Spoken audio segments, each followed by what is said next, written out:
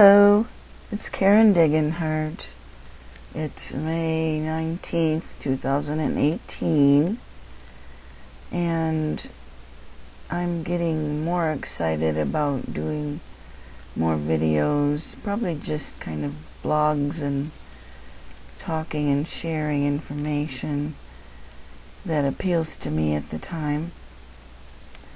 I'm back on my older Dell computer, and I have a little mic closer to my mouth, so perhaps that will help. Otherwise, just remember you might need a computer with an external speaker that you can turn up until I'm able to do better technology with my recording. I did order another one of these little mics that's more highly recommended in quality, so possibly that will help in future videos. Today I just wanted to share some information that I watched last night, and so it might be a hodgepodge of a couple different topics. One will be some movies on YouTube I recently watched that I really enjoyed, and another will be just the fact that Dark Journalist is really doing some good stuff right now, so I'll have to mention him, who is, let's see, Daniel List, I believe is his name, the guy who does it. But Dark Journalist is his channel. And last night, the 18th, he did another fantastic, absolutely amazing video or live stream teaching about connections between theosophy and secret technology that was starting to be developed, and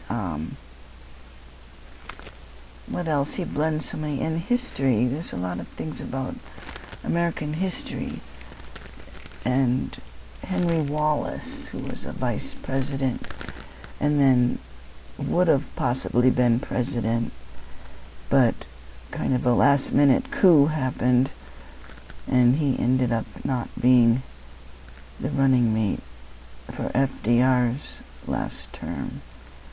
Anyway, if you've studied occultism of any kind, or theosophy, or any of these more in-depth spiritual philosophies, plus if you're interested in American history and hidden knowledge, I just highly recommend what Dark Journalist is doing right now. It's just totally amazing.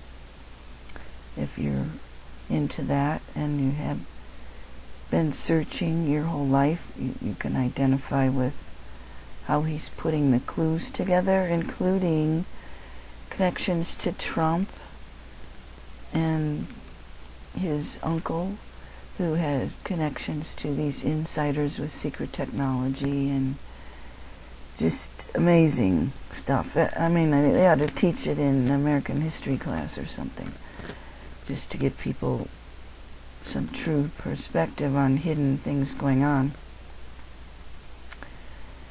And good and bad masonry, there's good ones and there can be bad ones that got in there and influenced history, in American history, and secret society information like that. So that's an absolutely, aired it on the 18th live, and so look for that Dark Journalist one. I highly recommend that. And then I watched a really good movie last night on YouTube called Holy Relic from 2,000 years ago, 2002. And it's a German movie with English dubbed in pretty well. And this movie, it's 3 hours long, but believe me, I was just up till 2:30 in the morning watching it, because once I started, I didn't want to stop watching it. And so this is about time travel, kind of. It's a German archaeologist accidentally finds a skeleton that has technology from our time in it, in its bones and so on. And this is in, like, near Jerusalem. And then it has like an iPad or something in it, and clues to a further hidden artifact, which would have been a camcorder from around 2003. And so it's a really cool story, kind of a time travel thing, connected to archaeology and connected to, you know, bad guys and trying to get after them when they find out about it. And some are from the Vatican or some secret church society, and some are technology people, or some the investor in their dig, and people trying to kill him. And he's German, and there's the heroine in the movie is a Jewish Israeli lady, and it's very entertaining, I thought. If you're interested in time travel, archaeology, secret stuff, people trying to kill you because you discovered it, and those kind of shows or plots, and kind of a little bit of a love story there. And it is a 3-hour movie, but I enjoyed it. So that was an unusual one. So I can't tell you the ending, but it sort of leads into, like, it could be an ongoing TV show or something in Germany, because there's more to come at the end. But Holy Relic from 2,000 years ago, 2002. And so a lot of it is the good guys and the bad guys are all searching for this ancient camcorder. And like the movie, I think it was done in 2002 or around there.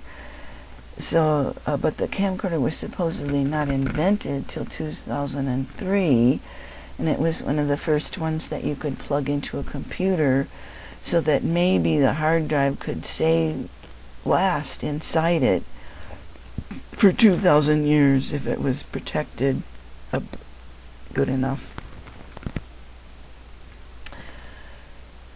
Anyways, and the task of the time traveler was to see if Jesus was real, if he existed, or what might have happened at the resurrection and stuff like that. Of course, they don't answer that question totally in this movie, but it was entertaining. And, you know, a little bit like the Da Vinci Code in some ways, you might say, along that line.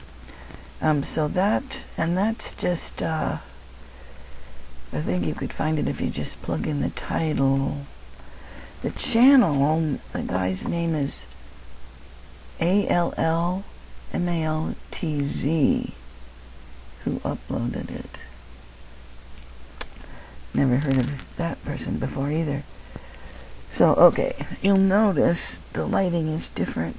This is because it's daytime. And my outside window in my office is right here, so you're getting a little bit washed out coloring, perhaps. I'm just using my webcam. Okay. Now, in previous weeks, I also got turned on YouTube by chance, Tino von Struckman. He's done several movies. that are on YouTube. That's Struckmann. Tino von Struckmann, a very handsome fellow, by my judgment, and very talented, and apparently he had a military career, and he knows languages like German, Norwegian, Dutch, English, maybe others. So he probably worked in, some kind of secret forces or different things at times. And he knows a lot about military.